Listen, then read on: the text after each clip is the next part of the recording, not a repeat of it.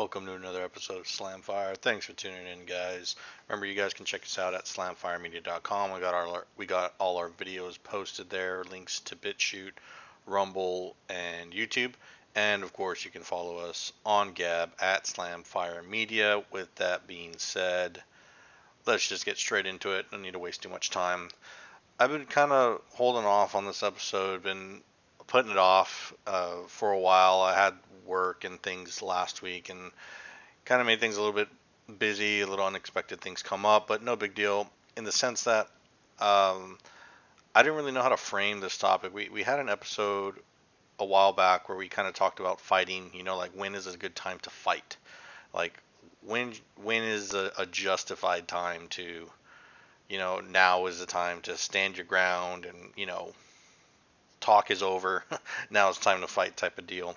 And I kind of wanted to frame it with that aspect as well, but not in terms of fighting, but in terms of speaking out. Like, does it matter if we speak out? Does it matter if you say anything? Should we just keep our mouth shut, our heads down and our mouth shut and just, press on and things like that? I'm kind of torn on, I've been torn on this idea, so I wasn't too sure how to frame it, but I kind of have a more solid way of thinking about this, a more consistent way rather than just leaving it up in the air and being like, oh, it's up to you. You need to figure it out.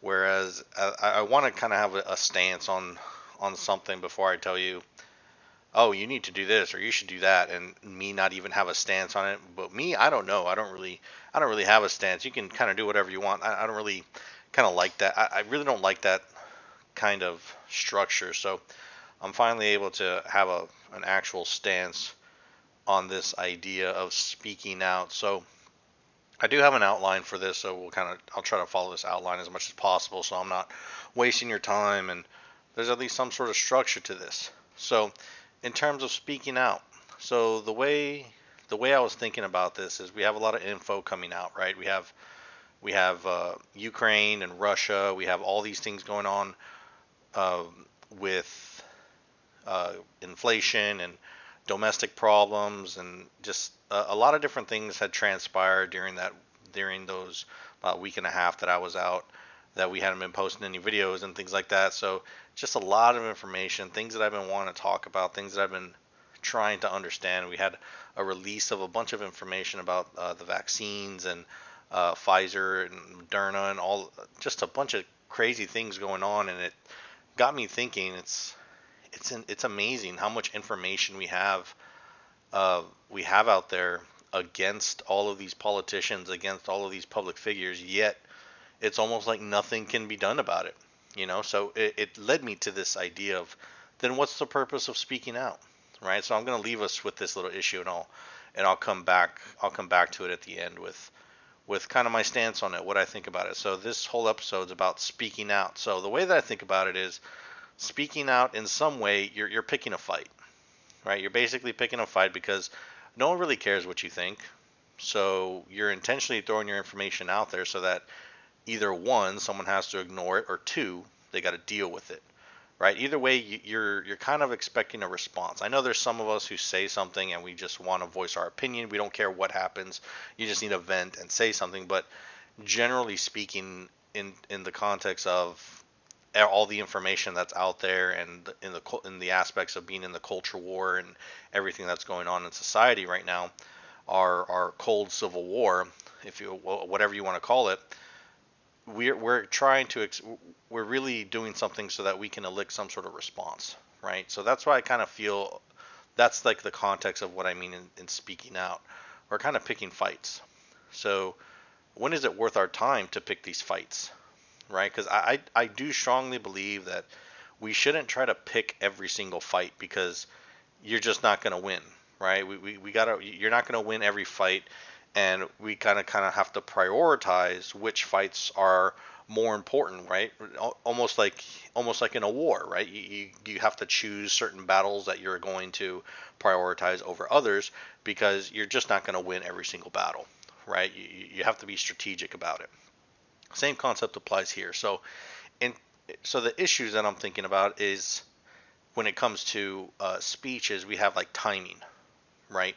when should we talk about these things, right? So that we're maintaining integrity and not just pushing uh, a false narrative or just rumors. Like we're kind of just going off of rumors and we're potentially spreading misinformation, right? This kind of goes in with jumping on a news article or something like that before we know all the facts, right? A good example would be when we had all those shootings and things like that, where we had police uh, being criticized and ridiculed for shooting people because they're black or whatever it was, like or Kyle Rittenhouse, and we had all Kyle Rittenhouse was a little bit different because we had just so much video, right? There was just so much video out there, and everyone could just watch the video and decide for themselves what actually happened, right? But we have all these other stories come out. What was the Dante Wright with Kim Potter? We kind of talked about that a little bit, and people were just throwing in their 2 cents and saying this and saying that before we knew everything, before we got all the evidence, before we heard from the police chief, before we heard all of those witnesses come and testify in court. So people were willing to just speak out and spread all this misinformation before even knowing all the facts. So that's one issue, one thing that we need to kind of consider before we speak out, right? So another one that I was thinking of was ethics, right? Just talking the talking points just by saying something because it generates clicks and gets people's attention, right? That's something that also kind of goes to authenticity. Is the information that this person is putting out reliable, right? Or are they just saying something because it's a hot button issue and they know it's going to generate clicks, right? That's why I kind of labeled that one with ethics, because you're not really doing anything wrong, right? You're just trying to promote yourself and you're just trying to be the first one to talk about it because you're the one you're going to generate the most clicks that way. But to me, that kind of has to do with authenticity, because it's like, do you really care about the story or do you just want the attention, right? Is your speaking out, is your fight trying to actually fix something, or are you just doing this for personal gain? That's kind of the way that I was framing that. Another issue is it, and this one's kind of the important one where I was having difficulty wrapping my mind around is there any worth in picking a fight, right? Can you extract some type of value? Do you get something out of picking the fight, right? Don't get me wrong, it's okay to fight. Like there's been plenty of times where I would get into some sort of internet fight just for the sake of getting into the internet fight, and it's kind of funny too. It's almost like a joke, like I know I'm fighting you just for the sake of having an internet fight, and the other person on the other side knows that they're fighting back with me just for the sake of having to fight back. And it's an interesting thing. It was kind of funny. It kind of went back to our state of mind where we talked about mutual combat and stuff like that. So we both mutually agreed, like, yeah, let's hash it out and just like call each other names and have a little internet fight and whatever, just for the sake of fighting it because it's fun, right? That's totally understandable. I can understand that. But in terms of fighting, where is it worth it to fight over an issue where no matter the outcome, nothing happens or nothing changes, right? It doesn't change anything. There's actually no benefit from having the fight, because one way or another, if you win or if you lose, nothing really happens. So it kind of makes the whole speaking out, the whole fight moot, right? Like just having the argument in general, there was no point of having it because nothing came out of it. So the results were still the same, right? Whether you had the fight, it was the same result where there was nothing happened, or you did it, or say you won the fight and nothing came out of it, and if you lost the fight, nothing came out of it, right? So it was almost pointless to have the fight because it didn't matter what your goal was, the outcome was still the same, right? So that was kind of the issue that I was kind of tackling in my mind. So I kind of want to like start off with this before I get into my points. I got about 3 points that I wanted to make, 3 examples of each of those scenarios that I wanted to give you. So the idea that nothing changes, everything is the same, and nothing's going to happen, and there's no point, because that's the way I'm looking at this as the aspect, like I framed it before. We have all this information coming out, all of these things that are transpiring of how bad of how incompetent our leaders actually are, and nothing is really happening with these people. You have a vice president that is completely useless, who is supposedly a border czar. I've never heard of a border czar, and our border is a complete mess. And it feels, it's very, I think it's a I think the reason that it feels very demoralizing is because media controls the narrative, right? So if you're seeing one thing, you're seeing everything, but someone is telling you something different. It's like an age of gaslighting, where it really messes with your mind, thinking like maybe it really isn't as bad as I think it is. Maybe I'm the problem, but but that's a prime example. They're just gaslighting you. So it leads me to the idea of being completely beaten, and like, don't even say anything. Don't mention anything. Don't complain about anything, because you're either wrong or it doesn't matter. It's not going to change anything. But I strongly believe that we need to continue fighting. We need to continue speaking out, voicing our opinions, whether we win or not. Just do it, because that's the only way we can really reach people nowadays, is our voice. Because constantly having a physical fight and actually hashing it out in you really won't get anything done. You'll just create more enemies. And especially especially now, where media is in control of what is seen and what is not seen, you're always going to be painted in the dark. So speaking out is a very good way to protest, where you have someone else throwing punches and you're just there speaking out. It takes a stronger person to be able to take that, to play that level of defense. Because the way that I'm thinking of it is like a self-defense point of view. It's like I'm thinking, if I'm ever in a knife fight, if I'm ever in a gunfight, I'm going to have to wait to be the victim in order for it to be justified to defend myself. If that makes sense, in terms of, taking that context and putting that into speaking out, right? Someone's going to have to get physically violent with me in order for that to initiate a response out of me, right? In terms of this fight escalating, right? Speaking out, and a verbal escalation and things like that. So I think it's very important to keep up that conversation, no matter if you feel something is coming out of it. So with that being said, I kind of want to go through some points, some examples of the issues that I was talking about, the issues of timing, right? Not wanting to spread misinformation, and authenticity, right? Just trying to generate clicks and things like that. And also, is it worth it, right? Like, is it is is what you're talking about, is something going to come out of it, right? So those three points. So the first point, there's been tons of information coming out about Ukraine and Russia, everything that's going on over there, and people have changed their stances, they've updated their talking points. So this is a prime example of our first issue. So misinformation being spread, this can be very dangerous when it comes to how, our culture war continues, because we're very much in a culture war. I strongly believe that we are. I mean, I don't see how we are not, because I know when I talk to people, new people, the first thing I'm thinking about is, what should or should I not say, so that I can continue this conversation. Because I know if I say something that offends somebody, I could potentially be creating a situation that I really don't want to be in.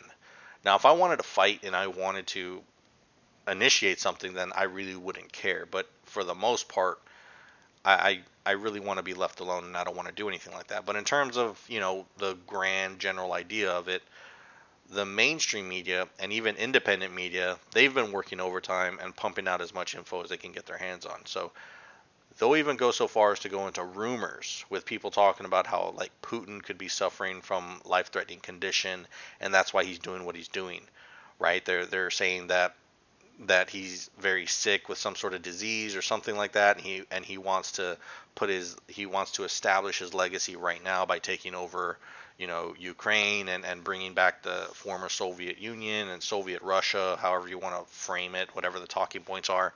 And they're basically creating assumptions, right? Like, they're saying that he's avoiding the media, and even when, like, because they even use that table that he has, that big old giant Coming to America table that he has, a football stadium, football field table size, a giant table that he has, that he uses that because he's afraid that people are going to be too close to him and could, give him some sort of like give him virus, or give him a COVID or something like that, and he just wants people away from him, and they're kind of just using that. So it's one of those things where it's like, okay, is that true, or are you just like reaching for stuff, right? It brings that idea, like, do you really believe that, or are you just fishing and unintentionally or intentionally spreading misinformation, right? Just straight up propaganda, right? So that's kind of like our first point that we were talking about, spreading that information, just getting as much information out there, no matter whether if it's correct or if it's rumored, or not even really fact checking it, right? Just kind of throwing things out there and hoping something sticks, right? So the second point that we were talking about is like the ethics of it, right? The authenticity. Is this really true? Or are you just saying something because you know it's going to get a certain response that you want, right? So the best example that I could think of was the State of the Union speech. This was a few weeks ago. I want to say like maybe 2 weeks ago, maybe a little bit more than 2 weeks ago. But the State of the Union speech was unbelievable. It was very hard to listen to it. So I know it seems off topic, but just follow it. Well, I'll connect all of this later on. But so going over some of the things that Biden that the former Vice President Biden talked about, it's kind of easy for me to go. I kind of like talking about this because he's a public figure, and it's censorship is very much real, and that's something that I'm not really concerned with, but it's something that we have to consider when we're putting information out there on someone else's platform. You know what I mean? But I think we'll be okay. But either way, so the first thing I can remember him, former President Biden, former Vice President Biden talking about was his administration had supposedly created all these jobs, right? So, like, when they said this, it's like, do they really expect us to like forget that this administration paid people to stay home? Like, I personally know people who took a vacation because they got paid more to stay at home than they did when they went to work. So like that's something that I guess people forgot. You know, this is why this was mostly why we had, and we still have, like, job shortages, right? So okay, I don't know what I should bring up first. So I have this article right here. Where are we? Right here.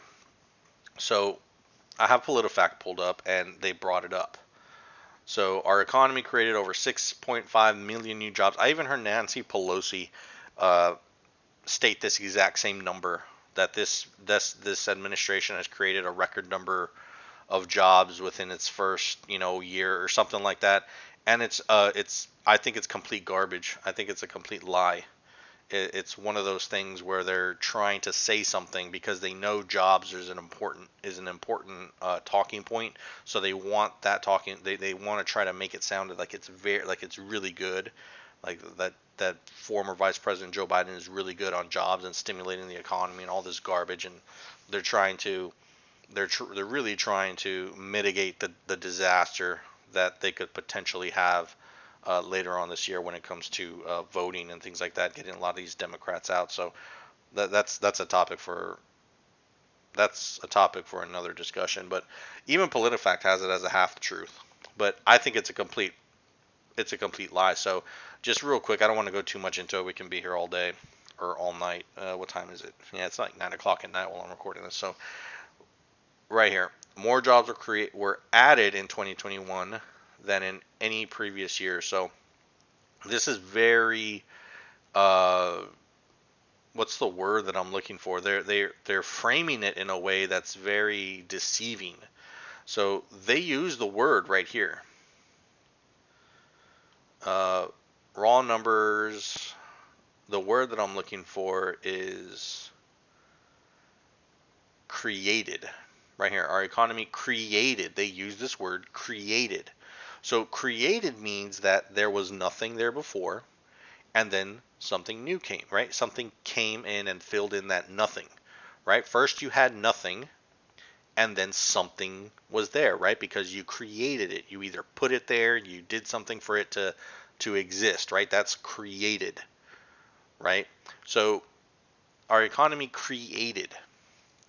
So in 2020, we had a big event right here. So it's kind of hard to see, but down here you have the dates. So we had all these jobs, everything was fine, and all this stuff. And then in 2020, right? Oh, it's kind of hard to highlight. It's like at an angle. But right here, you had this big event right here in 2020, right? Leading into 2021. This was COVID. So this was COVID. This means that we lost all of these jobs because of COVID, right? Because they paid people to stay home. They locked everything down. No one can go to work. No one can go to school. No one can really do anything, right? They locked people down for it was 2 weeks to slow the spread, right? That was their line or whatever that was their go-to catchphrase or whatever they wanted to call it. But this is when we lost all those jobs during COVID. After that, Joe Biden had already, former Vice President Joe Biden had gotten quote unquote elected. And then we started getting jobs back because businesses started opening up. So just looking at it really quick, just look at those numbers. You have negative 9,111. So just using that as a frame of reference, right? These are millions. I'm pretty sure this refers to millions. So 9.1 million. It looks like a comma to me, so I think of thousand. So this is basically 9.1 million. So 9.1 million jobs were lost because of COVID.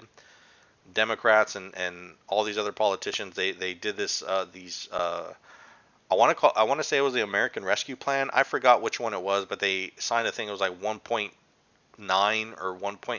I want to say 1.9 or 1.2 trillion dollars, and they gave everybody a check, right? Just like stay home, do nothing. I know Donald Trump did one too, but the Biden administration did one as well, and they were paying people to stay home.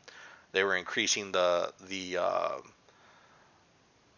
unemployment checks and everything like that. So a lot of people didn't go to work, right? Because it's like, why go to work when I can make just as much or close to the amount that I'm making to stay home and do nothing? So why go to work? Then everything opened up again. So look at this number. We have a plus 6.612, right? So let's just say 6.6 million. 6.6 million jobs started up again. So if you lose 9 and you add 6, you're still missing 3, right? Just base numbers right here. If you have 9, if you hold 9 fingers up and you fill in 6 of those 9, you're left with 3 fingers up, right? So that means you're missing 3 million jobs. So you never created any jobs, right? I'm trying to think of this logically. I know I shouldn't have to explain most of this. I shouldn't have to explain this to most of us that are listening because we're very much aware and we all kind of think logically. But just for the happenstance that we have someone coming into our videos and watching our videos and actually paying attention, I really want to show you that we do think logically here. And if you wanted to follow along, it makes sense, right? So we filled in 6 of the 9 million jobs that were basically abandoned, right? That were left because people were paid to stay home. So you're still missing $3 million. $3 million, 3 million jobs. 6 million jobs were never created. They were just filled back in, right? So it's like a bucket. You have a bucket of, like, say you fill a bucket of 9 gallons or whatever. If you throw out, you have a 10-gallon bucket, you throw out 9 gallons, right? You throw out 9 gallons, you still have like a gallon in there or whatever. You say, okay, I need to fill the bucket back in, right? You're not getting a new bucket. It's the same bucket, right? And the bucket is like the economy, and the water is like the jobs, right? So you have the same bucket. You're not creating a new bucket. You're just trying to fill in the old bucket, right? So if you have a 10-gallon bucket, a 10-gallon, container, and you dump out 9 of those gallons because those are all the jobs that got put on hold because of COVID, and you try to fill that bucket back up again, you only get up to 6, right? You get up to 6, you're still missing gallons from that bucket, from that same bucket. You never created a new bucket. So this is a straight up lie that they're talking here. It's a straight up lie. This chart shows it, and even PolitiFact is having a hard time completely ignoring it. They say it's a half truth, but the reason they say it's a half truth is they're trying to spin it and comparing it with other years, like all the way back to the 1940s and this and that, blah blah blah, and saying that since different, however, looking at the percentage, it's a fair way to compare 80 plus years of data. 2021 did not set a record. Going back to the 40s, the percentage increase since 2021 was exceeded 10 times, and it's like they're completely ignoring the fact that people were paid to stay home, that those jobs were never created, they were just recouped, and we haven't even recouped all of them. I remember, I still think about it. We see it every day when my wife and I go out to eat. We'll go out to eat to like local places. Like we have this taco place. It's called like Galacas or something like that, and we see it there, and it's just a regular taco place. It's just a mom and pop place, and they even have signs that they're hiring. Like there's shortages everywhere. So the majority of the places that I've walked into, they all have hiring signs up. So one McDonald's that I went to, they told me they were hiring people starting at $15 an hour because they were just short staffed, right? It's not like they're saying like, oh, everyone deserves a fair living wage. It's like, no, we're trying to entice people to come in because we're short staffed. We need people. Like when I first got out of college, I worked in an ER. I was an X-ray technologist, and they started me at $17 an hour. That's with a certification. I was certified to shoot X-rays. That's with at least 4 years of college under my belt. So I had an associate's and I have a bachelor's degree. So it took me all that time just to get up to $17 an hour. I was making a little bit more because I worked graveyard, but uh, as a baseline, like $17 an hour, you can start making close to that working at McDonald's now because they're just short staffed. That's so crazy to me.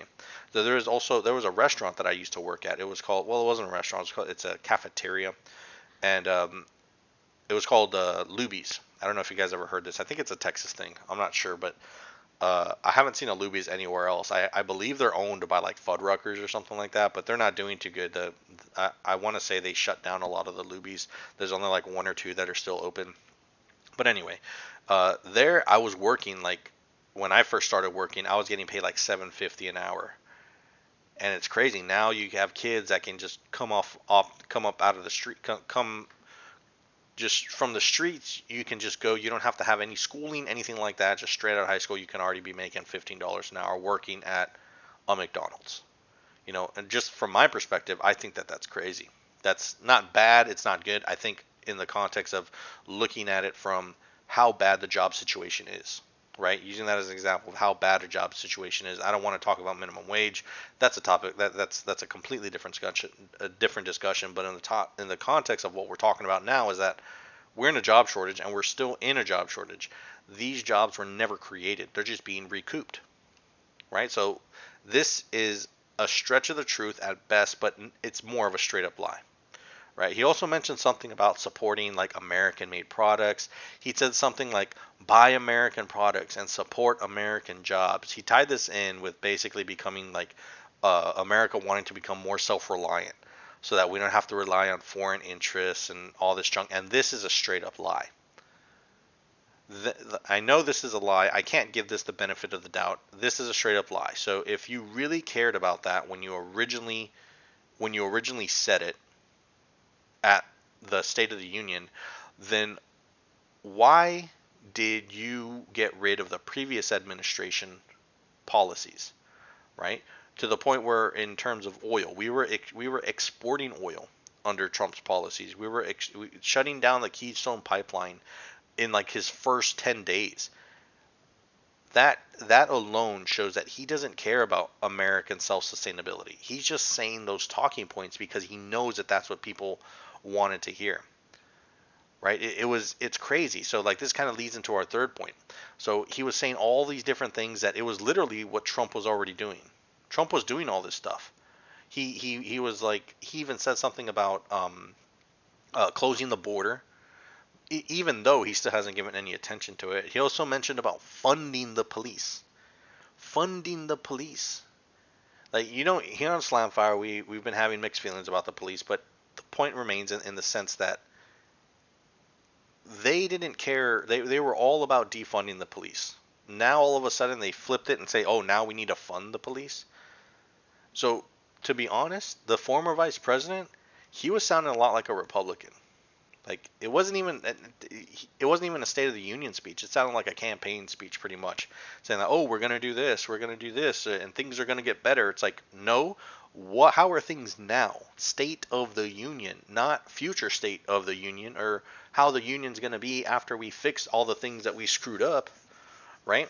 He didn't really talk about any of his accomplishments, right? And even Afghanistan. Oh man, we can't forget Afghanistan. This is a good example of like why we should always speak up, right? Say something, because man, this is kind of throwing me off. So I'm thinking, like, what was the point of this? So why am I bringing this up? These to our last point that we were talking about, right?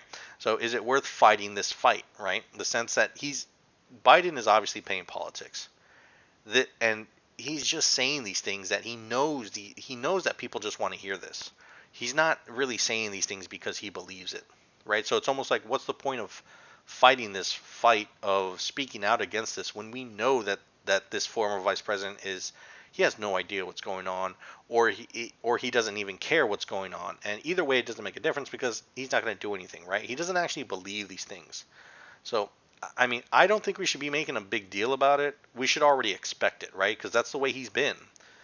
We know that we know that he's gonna lie. He's going to be bad at his job because he's failed his entire way to the presidency. And I don't even think I don't know if we'll get shut down for this, but I find it very hard to believe that he was legitimately put into office. It's very hard for me to believe it with what we know. Like, he got 81 million votes, the most like, even if you factor in all those ideas of like the mail-in ballots and everything like that, like I just don't see it. I don't see how it's possible that he was able to win this presidency basically sitting in a basement and not campaigning. Like, he had zero rallies. I just don't see it, and maybe that's a fault of mine, but I just don't see it. But either way, without a doubt, we should be reminding people of his incompetency. We should be calling him out on it, because in the aspect of turning it into a fight, I think it would be useless. But either way, we should still call it out, right? Because he's just another swamp creature. He's just another person that's just been in office for a long time. They're set in their ways. They will never change. It's like, imagine trying to pick a fight with Nancy Pelosi. Imagine sitting down and trying to have a conversation with Nancy Pelosi and convincing her. People like Chuck Schumer. And what's that other dude? Oh man, he asked that question to one of the Texas representatives. Oh man, I forgot his name. He has glasses, short dude. I have like his face in my. I'm really good with faces, but I'm horrible with names. I forgot his name, but he had a conversation like, why would you need a semi-automatic a rifle and this and that, like asking these ridiculous questions. It's like, oh my god, like, dude, how did you get into politics? Like, you don't even know the reason for the Second Amendment. It's amazing. Imagine like trying Nadler, something Nadler, Nadler. You guys know who I'm talking about. You guys know what I'm talking about. But that guy, in the sense that how did you ever get into office if you don't even know the purpose of the Second Amendment? It's amazing how little about the own government these people don't even know. So that's what I'm saying. It'd be useless to pick a fight with the people of this administration because they really don't care. And either way, nothing will change, right? So they don't even have, and on top of that, they don't even have the capability to do anything to fix the problems that they created, right? There's zero accountability for this administration because, for one, they selected a vice president who is the most incapable person of getting anything done, just useless person. She was just put on as a vice president because of her gender and her race. That's it, not for her qualifications. She has zero qualification. She is not qualified for that job. They just did it because she's black and she's a woman. That's it. That's the only reason she was selected. She was the most unpopular candidate, if I remember, to be selected as the vice president. But they got her because she checked off those boxes, right? Checked off those boxes. Oh, woman and black. There you go. Vice president, right there, $1 million, easy. So I know we use a lot of examples pertaining to like our current administration, and then some with the whole Ukraine and with Ukraine and Russia, everything that's going on. But the whole idea of picking your fights, they can apply to like everyday life too. So even with like coworkers and family, I know personally I keep my mouth shut on certain things at work because I know that it'd be useless to pick that fight. The people I work with, they're like set in their ways, man. They're like boomers and stuff like that. For one, they're deeply racist. they're really they're straight up racist, and I don't think they're ready to face that fact that they're racist. They would shell up so fast, and I don't know how I would say it in a way so that I don't come off offensive. I would just tell them like, yeah, you're racist. That's the problem is you're racist, and they would just get so offended and they just get so upset. So I don't think it's a fight worth fighting. If they were family or like people that I cared about, maybe, but yeah, no, these people are really not worth the time, and nothing would really come from it. I would just get like useless tension out of it, right, in the workplace. So there have been situations where they like ask questions, and they'll say like why this and why that, and like I can kind of like sneak in the red pill a little bit, and yeah, I'll straight up without a doubt I'll give them an answer, but I already know the outcome, right? They'll just kind of avoid me, but that's fine. Either way, they're doing that anyway, so it's really no loss. But it it's one of those things where if they're asking questions and they want to know something, and I asked them, I said, do you really want to know, or are you just like venting, or are you saying it sarcastically? And they said, no, I really want to know. That kind of tells me that they're kind of ready to kind of get their mind changed, right? Because the first step for someone to change their mind is that they have to want to have their mind changed, right? They have to be willing to have their mind changed. And if they're asking those questions, that means like, hey, maybe they do want to see another perspective, another side of this. Maybe they're willing. That kind of opens the door, right? I don't kick the door in. If you allow me to come in, then I'll go in. I don't mind. It makes no difference because if I don't say anything, nothing's going to happen. But if I say something, something will happen. But if you're inviting me in, hey, that creates an opportunity there, right? So either way, it's fine, right? It's still very important to pick your fights, right? Very very important to pick your fights, and that's what I kind of wanted to leave you guys with, right? Hopefully this gives you a little bit of insight, about different situations to consider because everyone's time is important. That's something that I've underestimated a lot how important your time is. You giving your time to somebody shows how much you really care about it because time is one of those things that you can never make up, right? Like money comes and goes, right? You can make money that you can lose so much money in a day, but you can recoup it in a week, and you can always make money. Time is one of those things that you just can't, right? I believe that time is a very undervalued resource, especially in today's age, and you don't want to give something away like that, especially when you know there's going to be a negative gain on that investment, right? So it's one of those things that we really need to consider when we're picking our fights, right? In terms of speaking out, but in terms of where do I stand on this? Should we be speaking out? Should we be fighting every fight? I don't think we should be fighting every fight. But I do think if we have the time to, we should at least call it out. Not necessarily pick the fight, but throw a jab out there. Don't let people get complacent in saying, you know, ridiculous things that we know are false, right? I think we need to keep the pressure on and just stay true, right? If we're wrong, be wrong and own it, right? Because then they have nothing on you, right? That's how we are with this channel. That's how we are with this like podcast, with this project, whatever you want to call it. That's how we are, right? We don't beg people like to like, oh, make sure you subscribe and consider donating, and like we have our Patreon set up, but we don't advertise it. I don't even put any like hashtags or anything like that so that people can search. It's easier for people to search us. It's like, no, our channel's going to grow. This project's going to grow because people are going to enjoy the content that we put out, and if they enjoy it, then they'll keep watching it, and they'll say like, hey, I've been listening to this podcast called Slamfire. They got some interesting stuff, and you should check it out, right? They'll talk to their friends, they'll talk to their coworkers, they'll talk to whoever, and it's going to spread because you guys. It's gonna be legit in the sense that we won't owe anybody anything, right? And I think that's very important. When you speak the truth, you never have to lie. You never have to worry about someone catching you in a lie, right? And that's kind of one. That's kind of where I wanted to leave my stance on this, is that we should definitely be calling out the truth. And then if we're wrong, we own it up. Say, hey, I messed up. I was completely wrong. I thought this and I thought that, and I was proven wrong. And it is what it is. But we will never have to fight a useless fight if we stay true to our beliefs, if we stay true to our morals.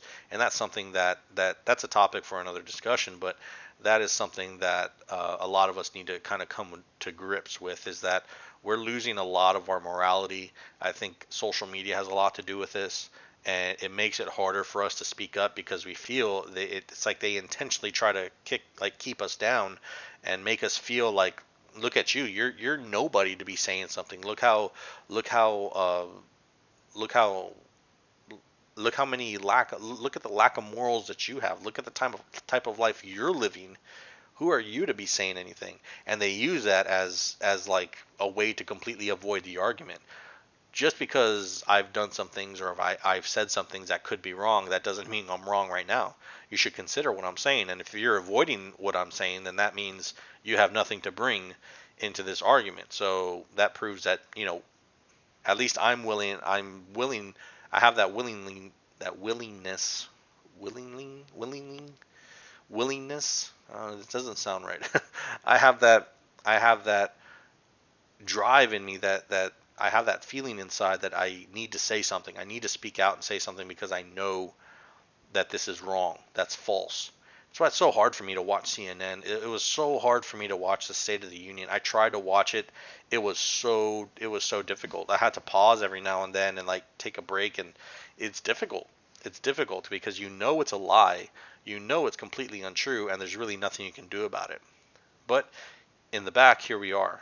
Here I am. I'm speaking about it and saying bringing out all the hypocrisies and all the lies, and speaking out about it. I think it's important to keep that idea in the back of our head, is that, hey, this is important to say something. If I'm wrong, I'm wrong, but hey, it needs to be said, right? So I don't know if I want to call it, speaking out, but this is kind of the importance of speaking out, right? It's very important that we keep up the front, we keep up that fight, just speaking out, just saying something, because that's why we have that First Amendment. It's amazing, right? The First Amendment is the ability to freely speak your mind, and I think we kind of take that for granted every now and then, because we live in the United States and we live in a place that is very open to us saying what we think, and expressing ourselves. I know it's very hard right now in today's age, where we have all of these issues with censorship and things like that, but I think that just proves even more how important it is to speak out. I even heard that Joe Rogan will be putting out a podcast with Donald Trump, and that's definitely going to be censored, because he had a podcast with some other group of guys. What was it called? Like Full Send or something like that. Yeah, Full Send, and they got censored on YouTube. I had to find them on, I believe it was Rumble. So a lot of scary stuff out there. So that just proves the importance of speaking out. Speaking out, right? Don't be afraid to say something if it's the truth, right? But don't be ashamed to pick your fights as well, right? Because you need to understand that you have a life to live as well. You need to keep yourself healthy to continue the fight, right? Very, very important things to think about.